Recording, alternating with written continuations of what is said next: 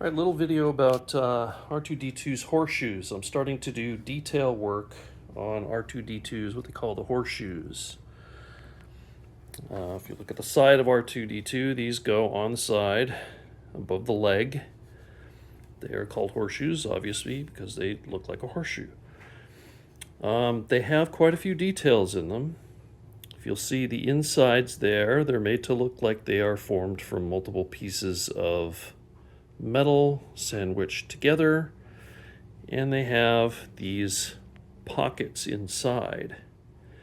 The pockets inside are what I did today. Inside these side pockets, these go in. These greebles. The tape is not how I'm going to hold them in. That's just when I was painting them last week. They go in here, and there's two in each horseshoe on each side.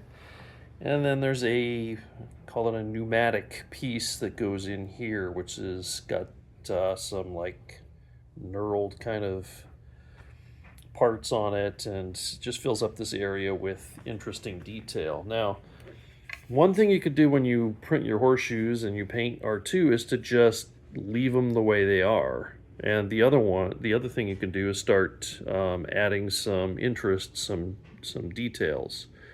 I wasn't sure what I was going to do, apart from the one thing that everybody does and should do, is this indentation here that goes all the way around.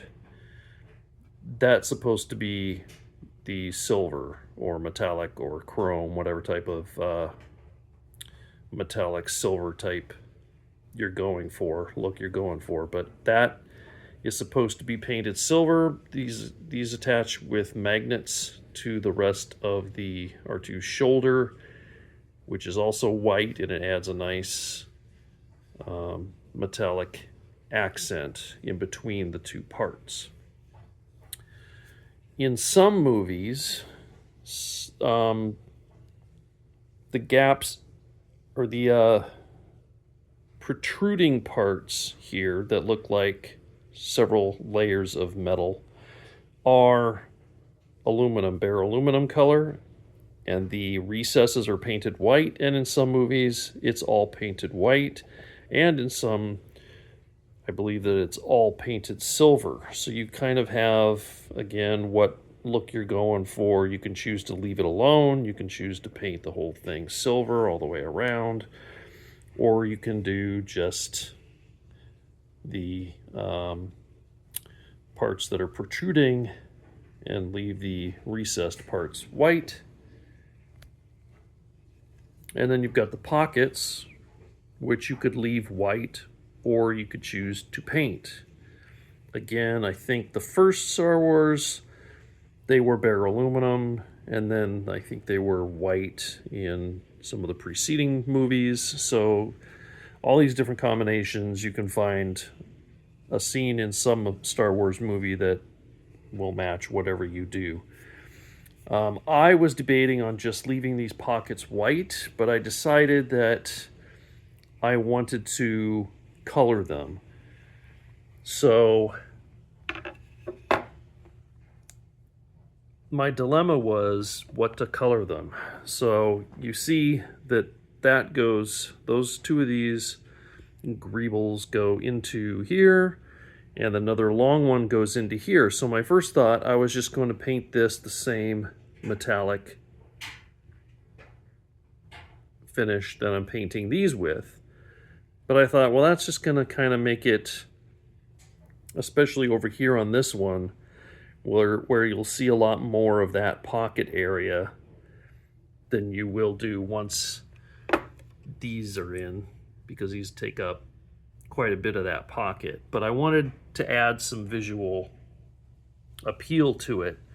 So what I ended up doing, without having to buy paint, is I sprayed with the same Rust-Oleum Bright Coat metallic finish that I'm using on all of my, call them chrome parts. And I had accidentally bought some satin clear way back when I first started this project because I was going to paint R2 with white paint and then do satin clear over the entire thing, and I decided not to. So my R2 has just got several coats of satin white. So I have this satin clear where all the blue parts on R2 I'm putting on a gloss clear. So what I learned from the R2 forum is when people use a standard spray paint metallic paint and then they put a clear coat over it, it knocks down the shine. There's something about the reflective particles in the paint that give it that nice kind of chrome shine. So I decided to go ahead and try it, and it works. I used the Bright Coat Metallic, and then I used the Satin Clear, and it knocked it down to what I think is a pretty nice color, pretty nice satin, kind of sort of maybe looks like bare aluminum. I mean, basically you could get a non-metallic silver paint and it would probably do the same thing. But I'm using, like I said, I've spent so much money on paint. This is what I decided to do, and I'm showing that it is an option. If you have a metallic silver and you have some satin clear, probably even gloss clear, but I wanted these pockets to be more satin. If they're supposed to look like raw aluminum is a bit more, I think, on the satin side than it is the gloss side.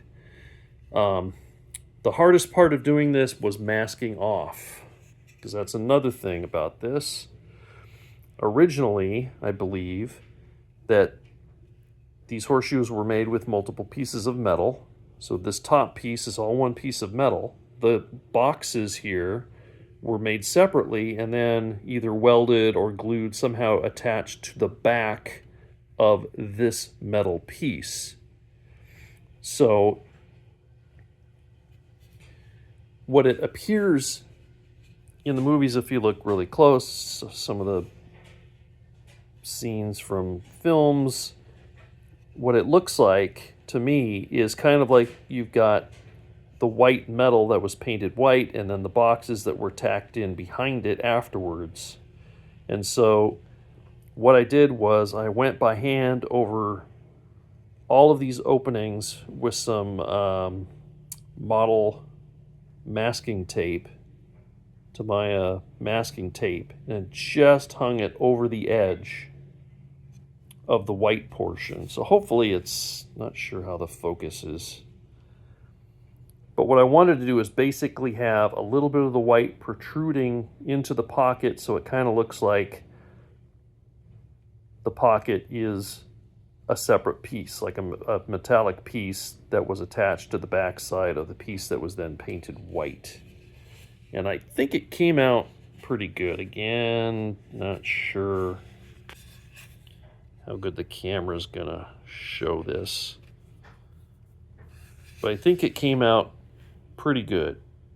The other way you can do it, of course, is just put masking tape across the top and paint it that way, and then the white will go all the way to the edges, but not around. I just decided to try and get fancy and hope I didn't screw it up, and I think it looks pretty good. So that was my main project today. I think I'm going to do the same thing on these raised ones, paint them with the metallic though, not with the satin afterwards. And I think I'll hang the tape over this top piece a bit so it kind of matches the pockets where it looks like this top piece was painted. And then figure out a way to mask the insides and just paint the tops. I'm not sure how I'm going to do that yet.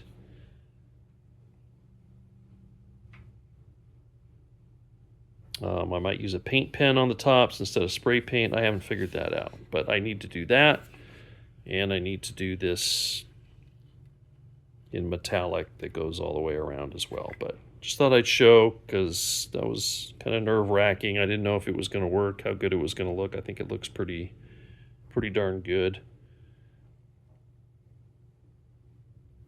The reason I have pieces of tape in there is there are locating holes inside this piece, and that's how you get the greebles lined up, is by putting a piece of filament or something in a hole in the bottom of these and the longer piece here, and it locates it centered in the pockets. So there you go, little detail work that I think turned out pretty good.